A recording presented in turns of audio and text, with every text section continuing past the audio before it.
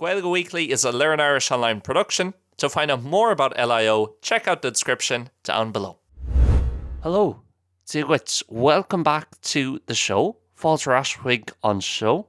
Big thank you as always for tuning in. Míle buíochas marscanach as a bheith agsúnal is Jack. My name's Liam from LIO. It's Misha Liam o LIO Learn Irish Online. Agus tá méid lán sásta a bheith arás ag labhairt libh arís. I'm very happy to be back speaking to you guys again this week. I want to chat a little bit this week about writing. Bhí mé géirí labhairt beagnaín an seachtain seo faoi a bheith ag scríobh. Now, I believe 2 weeks ago on the podcast, Credsum Harter Caiiciis Óhin an Budchréile, I spoke a little bit about being back writing and starting to write again in 2026. Bhí mé labhairt beagnaín faoi a bheith arás ag scríobh agus bhí mé dúirt tar éis fiú arás an scríbhneoireacht. I'd just gone back to writing. But why do I say to go back or to start again or to return to writing? Cén fá derm fiú nó dul arás nó tús a chur leis arís leis an scríbhneoireacht? Well, I say that because that's the background I have and the degree that I have. Sin an cúra atá agam nó an céim freisin atá agam. People who are new to the podcast, daoine atá nua chuig an Budchréile, you guys probably won't know chance nach bhfuil is agah, but I don't have a degree in teaching. I don't have a degree in Irish. Níl céim am sa teagasc, níl céim am sa Gaeilge. Even though Irish was actually part of my wider degree as kind of a smaller subject, cé go raibh an Gaeilge agam mar mionóver I ri machéime during my degree, but not as the main thing. The degree that I have, the undergraduate, and the only qualification I really have outside of my leaving cert, an tain chailíocht atá agam, tíomh with an oral test, is a degree in journalism. Came St. Iarshort from 2018 till 2022. I studied journalism down in UL. O Gavil's Hugteg, Gavila is a fihdo, rinne mé stadir an Iarshort. He's in Old School Limni down in University of Limerick. And I was going to say I haven't used it since. Bhí mé an rá nach bhfuil úsáids buinse amach agamas ó hin. But I guess that's not true. I guess with something like journalism, it's so broad. Le rud éigean cosúil leis an Iarshort, tá sé có leathan sin that you're always using it in one form or another. I gcónaí tá tú ag buint úsáid as I slí amháin nó slí eile. And I think that's why it's actually a pretty good degree if you've any rough interest in things related to writing and interviews and broadcasting. Má tá aon simad I rudaí cosúil le bheith ag scríobh, ag cur daoine faoi agalibh nó a bheith ag creailiú, then it can be a good option even if you're not sure that you want to work in journalism in the future. If you muna bhfuil tú cínse man tá tú ag géirí a bheith gulpar sin Iarshort sa todhchaí. But I'm not here to give career advice, and I would certainly take that with a pinch of salt. Interestingly enough, the reason I went to University of Limerick an fá a thuaim mé Old School Limni, there were only 5 journalism degrees. Untrue, there were 6 journalism degrees in the country at that time. Bhí hartar sé game san Iarshort sa tír ag an am sin. 4 of them were in Dublin and didn't particularly want to go up to Dublin. Bhí hartar Curachu hús im Loughlia, agus ní raibh mé géirí dul go Loughlia. But there were 2 others. There was one in Galway, where I'm from, bhí ceann in Láimh, an áit gur bas Misha, and one in Limerick, agus ceann in Old School Limni. And you might be thinking, well, why didn't you do the one in Galway? Cén fá nach nearna tú an ceann in Láimh.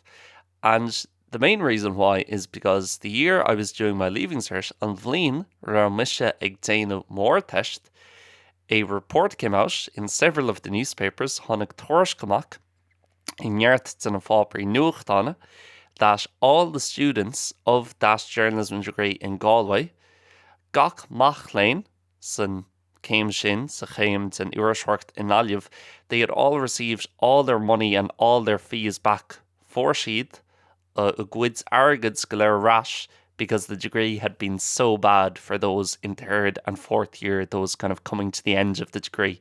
And siad san ag chuir zero leis an game.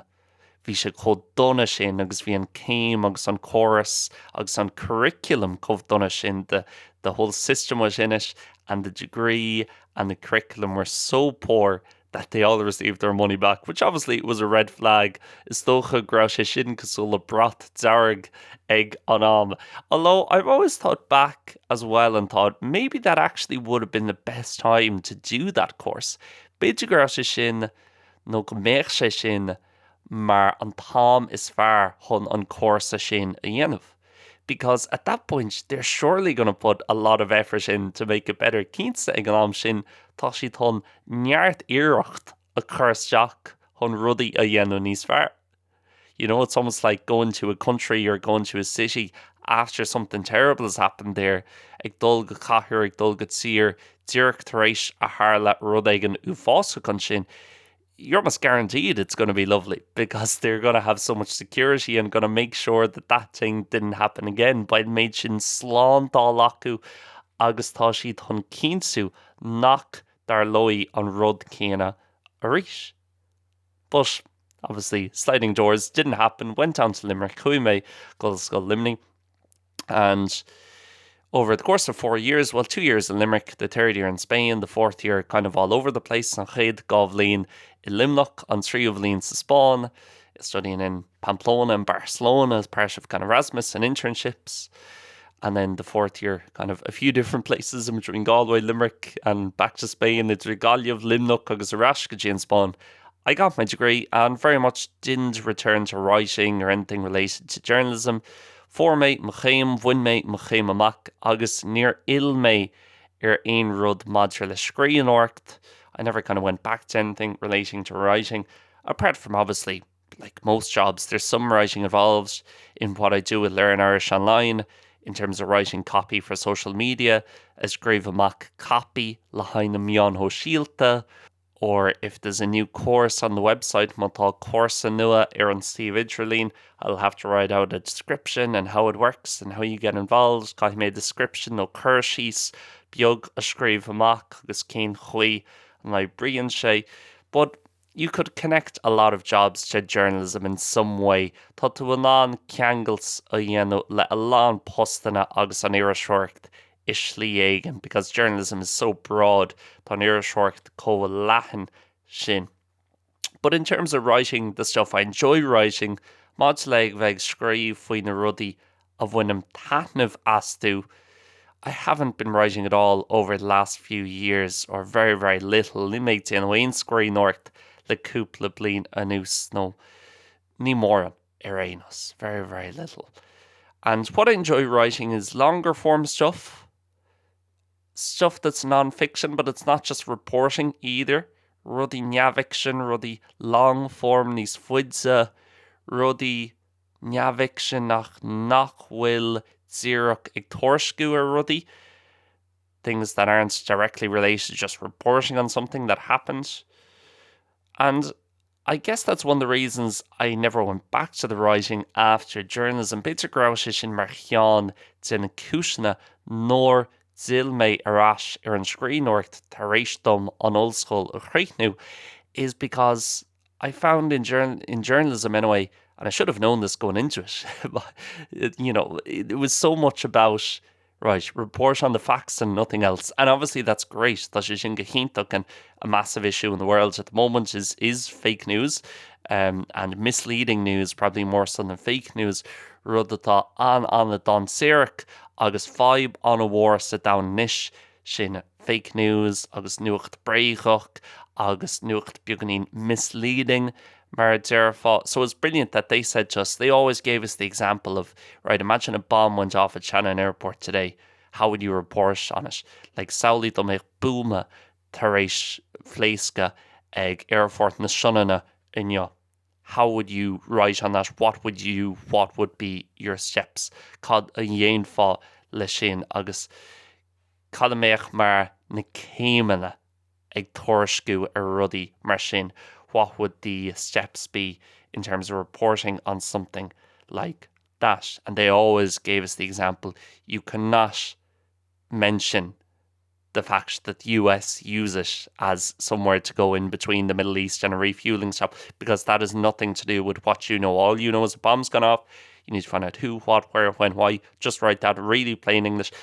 And I guess that's good. Is tócha bhfuil sé sin go maith, and that's important. And I think RTE, for example, always do a really good job with that. Ceapam go mín RTE ag déanamh job ionach le sin. If you go into their news site, that's how they write their articles. Má híonn tú go dtí RTE.ie agus an siomh nuachta atá acu. That's how they write sin an chuí a bhíonn siad ag scríobh, compared to, let's say, the tabloids or the Sun or the Star or these rags of newspapers na poppery nuachtána uafásacha seo cosúil leis an Star, the Sun, or the worst, probably the Daily Mail. But that's a hill I'm very much willing to die on, and we'll go down it another day. But that, for me, maybe took away some of the love for writing and for journalism. Béidir gur bhain sé sin beaganaínt an grá agus an sim a bhí agam chuig na hiiriseoireachta I ri mo chuid amas an ollscoil during my time at university. I kind of went in thinking, oh, it'd be great to be a sports journalist, and after a weekend of football or sport, write a long form article. Good examples of people who do this would be Jonathan Liu, I think is his name, at The Guardian, or these guys who often write these long form articles but will also bring out a book once every 2 or 3 years. Béidir go dtuchaí siad amach le leabhar or one gach cúpla bliain. Jonathan Wilson is a brilliant English football writer, and he's brought out books about, a great one, for example, is Argentinian football, Angels with Dirty Faces, I believe it's called, and kind of almost doing a study of football in Argentina, not stuff like Messi or the big stuff, but how it works on a ground level. And he went to a lot of the former Soviet states who he say could see a lá náitna ar mar chuid den Soviet Union in thosaitheoirí. And he saw what happened in football in those countries in the first 10 years after 1991. Cad a hálas na tíortha sin I ri na nócaidí, I ri na 10 mbliana tar éis titsam an taontas Soviéteach. So what happened in the 10 years after the collapse of the Soviet Union in those countries in regards to football. And I thought that would be perfect. I'd love to do that. I'd love to do sports commentary on whatever Formula 1, snooker, football, Gaelic, whatever it might be. And then obviously you're going in and they're just saying, right, this minister has announced this. You need to tell me who, what, why, when, where. And you know, I understand Tigam, obviously, that's how it should be done, and that's what I signed up for. Siad rud a híine mé sús, but it took away a lot of the love I maybe had for writing in some ways. Béidir gur thóg sé neart den sim agus grá a bhí agam don scríbhneoireacht at the time ag an am. So over the last year or two, I've always had it in the back of my mind, le bliain le chó nús, I gcónaí bhí sé agam ar coolma in sin. Oh, I'd love to go back writing at some point. Braválum fillerás ar an scríbhneoireacht, and not really even in a journalistic way necessarily. Ní malach of bhainin leis an iarasóireacht, but more than anything, just be able to sit down and write away and have a few hours and write about whatever I want. A bheith an scríomh faoi payroll, not for a newspaper, not for a publisher, just for myself. Ní le haid popper nuachtáin no publisher, just dom héin. And maybe not even for readers. Béidir ní le haid léitheirí few, just for myself, and almost that even if no one sees it, that's fine. Few mana eccan aine tá sé sin ceart galore. It wasn't just a book that I had in my mind or writing. Ní raibh sé few just leabhar a bhí im insín agus atá im insín fós. I was also thinking it'd be great in general just to start a creative project bheadh sé iontach go gnáráilta chun tonscadal cruthathach a thosaú outside of my own work, outside of Learn Irish Online. Tíomh muid some oberhain, tíomh muid de LIO. I'm very lucky that, okay, as a creative person, I have an outlet to express that to my tá deargurm mar chuine sa cruthathach. Go bhfuil láiteagar an go fréidirlumm mé híon le chuirniúil that I have a place to express myself within my own job. There's a lot of people who are very creative and they have very uncreative jobs. and they're almost trapped. Tá siad beagnach sánaithe, mar eall gur daoine cruthaithe iad ach níl postanna cruthaithe acu. Yesterday, for example, when I sat down and recorded the first version of Gaeilge Weekly this week, inné agus mise ag sí síos agus ag tafid an Chéadleagan to Gaeilge Weekly an tachtan seo. I could have spoke about anything. Bhí me an labhairt faoi péire. I decided writing in the end, rinne me an cinú hon labhairt faoi scríbhneoireacht sa dearad, but I could have chatted about whatever. Bhí me an labhairt faoi péire. So I have a lot of creative control, and just control in general. Tá mé geanas gacrad agus tá an creative control sin agam I mo chuid ibre. If I decide to make a new course for the website, má dhéanam an cinna chun course nua a dhéanú don si Ridgelín, I can do that. Tá mé an é sin a dhéanú, and maybe a nice chance to break off for a slight second. And unfortunately, to pay the bills, I have to mention these things every so often, and going to be putting them in normally about 15 minutes into the podcast throughout a lot of this year, and this is what allows Gaeilge Weekly to be free. That's just to mention all of our other stuff on Learn Irish Online. Gaeilge Weekly is just one of the many things we bring out every single week. To get access to all our video and audio content, you can head over to Patreon and sign up for a free trial over there, patreon.com/learnirishonline, or as well as that, you can sign up for one of our courses, 100% money back guarantee, self-paced, lifetime access, the perfect course for any learner over at learnirishonline.com. And that's it. When I do these little ad reads, it's just 30 seconds, and it's useful because all you guys are learning Irish. So hopefully it's actually something you might be interested in. And if not, thank you for listening anyway. So yeah, like I say there, mar dúirt mé an sin, I have that creative control and I have a way to express it. Tá slí agam I mo chuid ibre agus I mo phost chun é a chur in uail. But I still love to do something outside of work in terms of something creative. But bhrálam rud éigean í an tuamh muid san obair maidir le rud éigean cruthaach.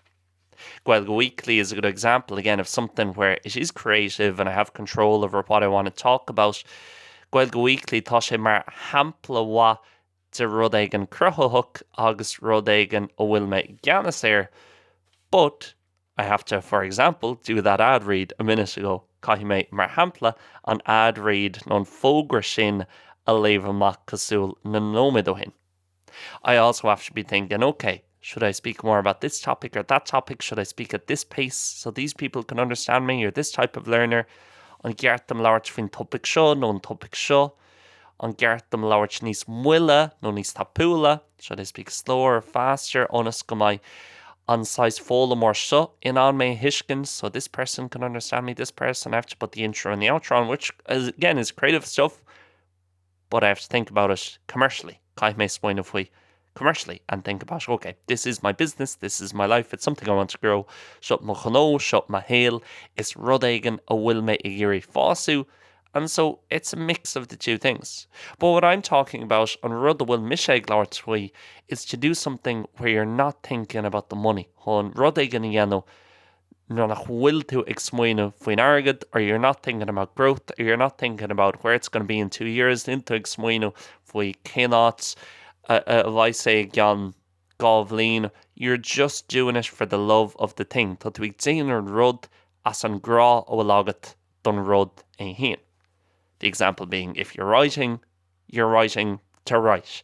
And it's almost, as I said, not only is it not to do, so mar tá tú ag scríobh, tá tú ag scríobh, chun a bheith ag scríobh.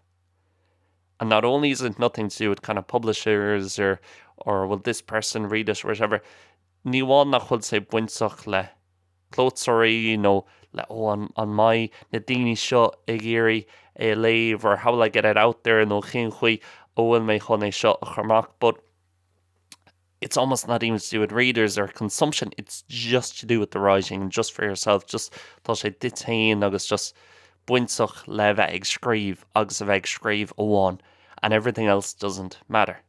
And that's quite difficult for me. Tá sé sin sách dachar domsa. I'm writing about Formula 1 at the moment. Tá mé scríobh fi Formula 1. And the reason I'm doing that is I want to write something, I suppose roughly I could say I'm writing a book. Tá mé an rá go bhfuil mé scríobh leabhar. Now I don't know, will this book ever go anywhere?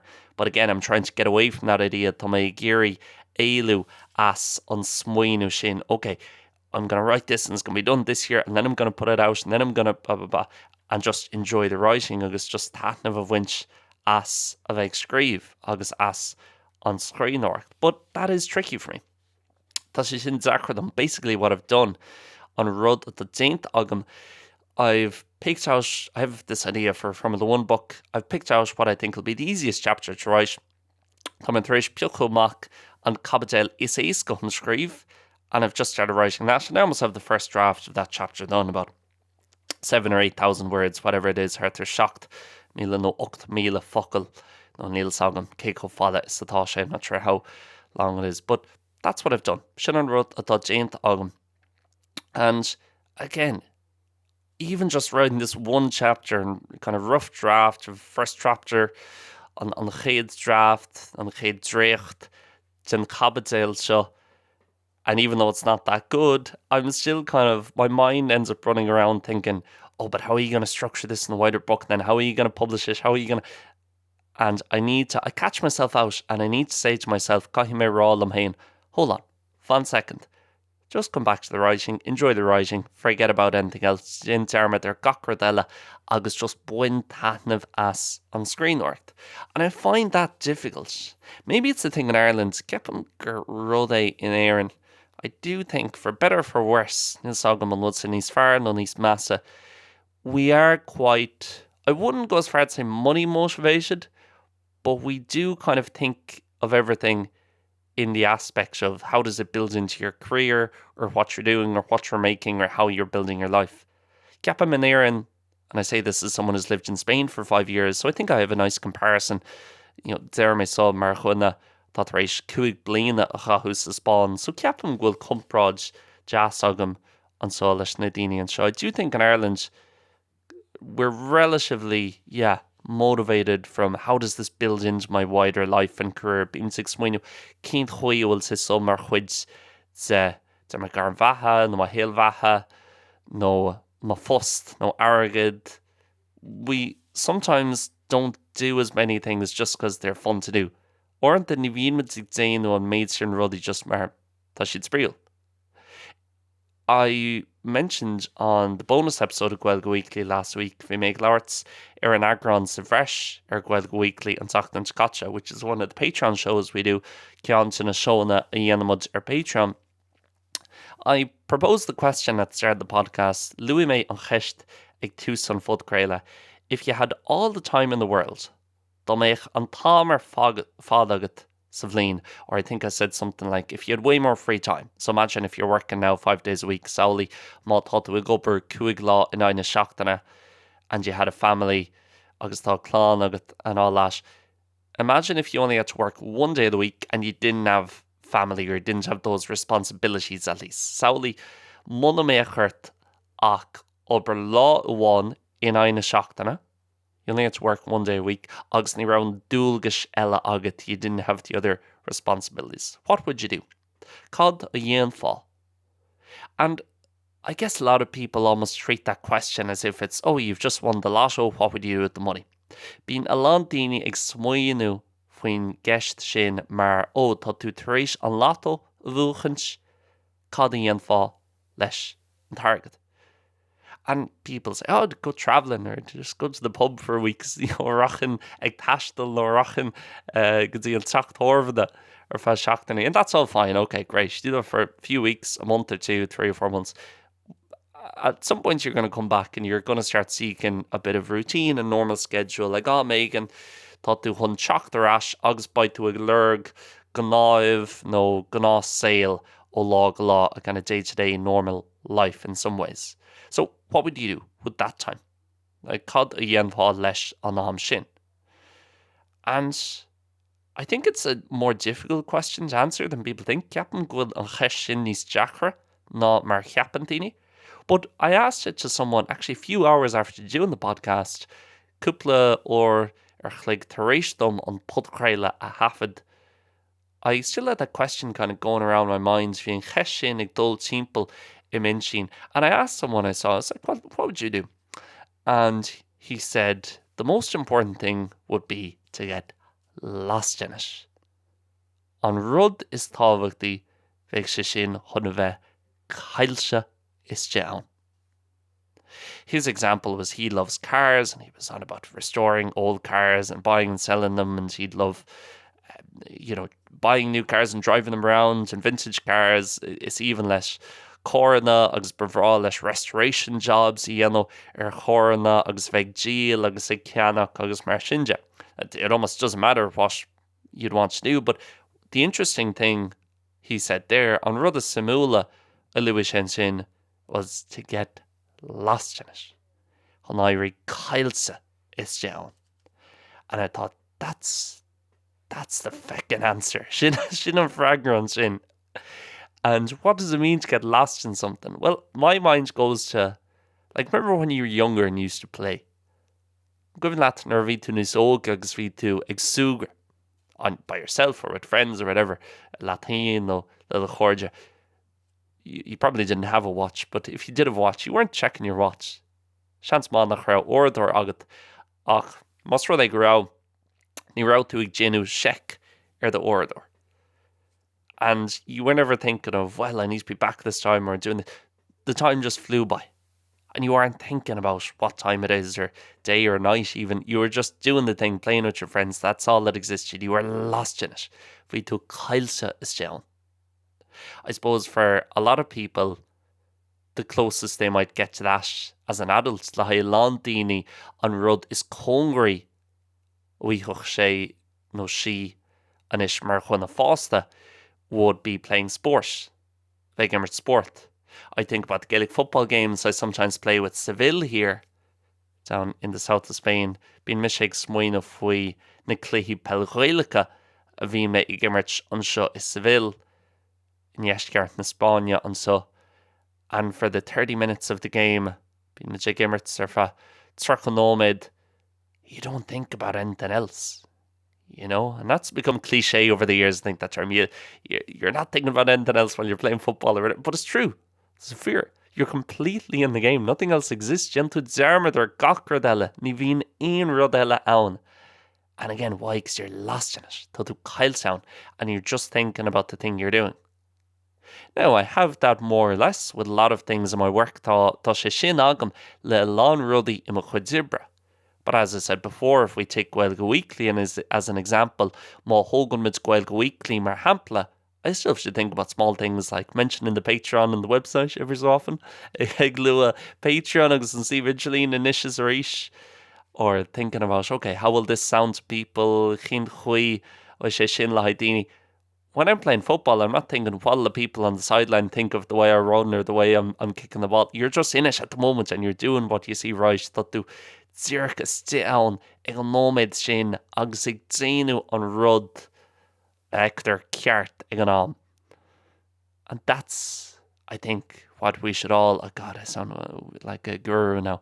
That makes a guru. We should all be pursuing this in life. But that's the thing I think any person would want more of in their life. Sin an rud go mbeadh aon duine ag iarraidh níos móide sin in a sale. And that's, I think, what I'm trying to get to with going back writing. And who knows, maybe I will continue writing it into something, a more concrete project. Beidir go leanfaimid rá ag scríobh agus ag Cruthú tionscnamh beaganaí níos concrete and bringing out a book and all that. That would be great. That would be really cool. Bheadh sé sin go hiontach agus bheadh sé sin anna cool. But more than anything at the moment, níos mó na aon rud eile anois, I'm just trying to enjoy it. And as your man said to me, to get lost in it.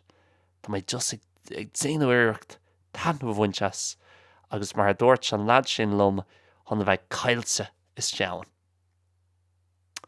So that's it. Sinné, I didn't really speak much about writing even in the end. Ní rá mé labhairt beaganaín faoi a bheith ag scríobh sa deireadh, but that was on my mind yesterday as I woke up. To get lost in something. Chun éirí cailse isteach ar rud éigin. We'll wrap it up for the podcast this week. Tá muid tron chríoch a chur leis an bud chréile an teachtain seo. As always, big thank you for listening, guys. Mar is canach míle buchas as a bheith géisteacht. And I'm very much looking forward to speaking to you guys again next Thursday. Tá méid tanú go mór le bheith ag labhairt libh arís Déardaoin seo thugan. Go báin go bless, slán agus beannacht.